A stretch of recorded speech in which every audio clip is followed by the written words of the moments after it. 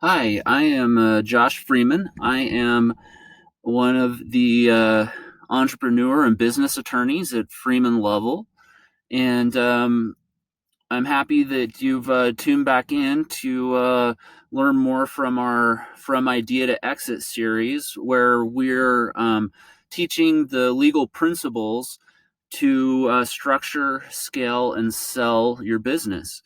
Um, Today, we're going to be talking more about this structure phase, and we've been talking about choosing entities and where to form them. And now we're going to talk about our cap tables and ownership in the entities. So, what we're going to talk about today is one of the really important things that businesses need to do in order to set themselves up on a foundation that can grow and scale and be bought is they need to put themselves in a position where the company controls the ownership and controls the cap table.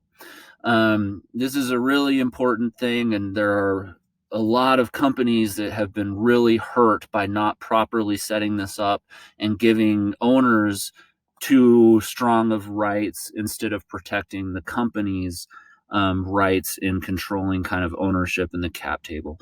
So, right now, I'm going to do just a brief overview, and then we're going to do a deep dive into these different areas.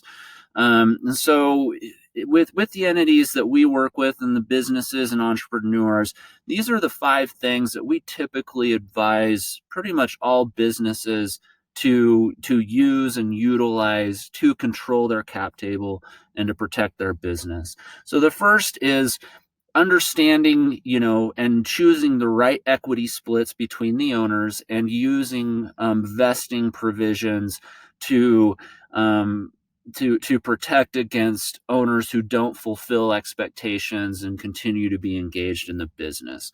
So that's the first thing that we talk about and discuss. Another point that we discuss and advise for our businesses is having buy sell provisions. So, briefly, what those do is those provide the company the ability to buy back equity from partners who pass away, who become disabled. If an owner is divorced and their ex-spouse gets awarded the equity, it gives the right to the company to buy it back from that ex-spouse, so you don't have marital battles amongst your owners.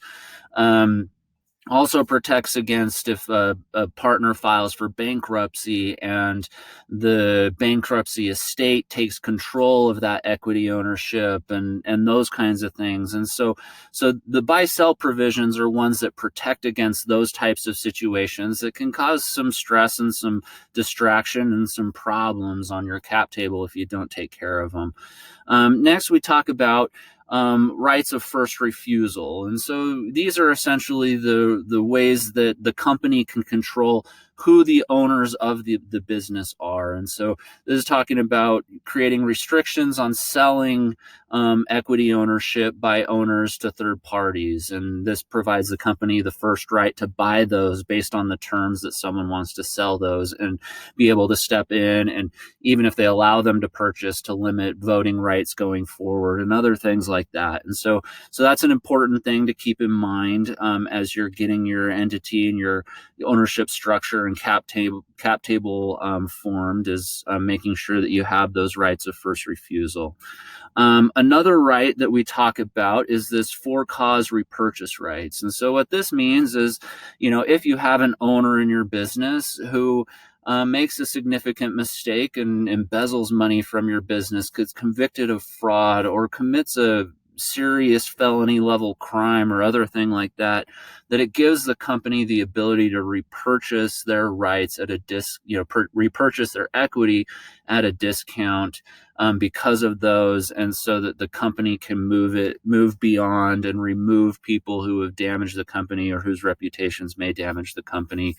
Um, and then finally, the other thing we talk about are drag along rights. And what a drag along right does is it protects the company from a small minority member stopping the sale of the company's equity through a stock purchase or a membership unit purchase with an acquirer.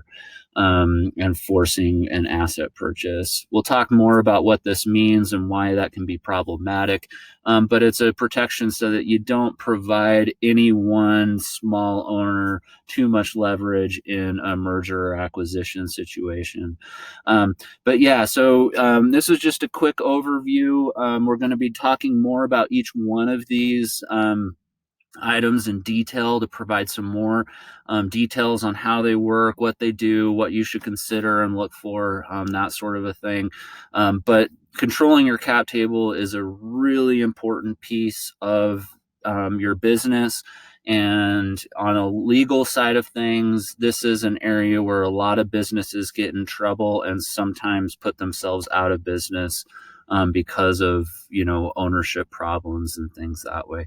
So we'll discuss more on this in the next series of videos. But thank you for taking the time to listen. Again, my name is Josh Freeman. I am an attorney with Freeman and Lovell. We are a firm that is passionate about helping entrepreneurs understand and take the right legal risks with their business so they can see their business grow from idea to exit.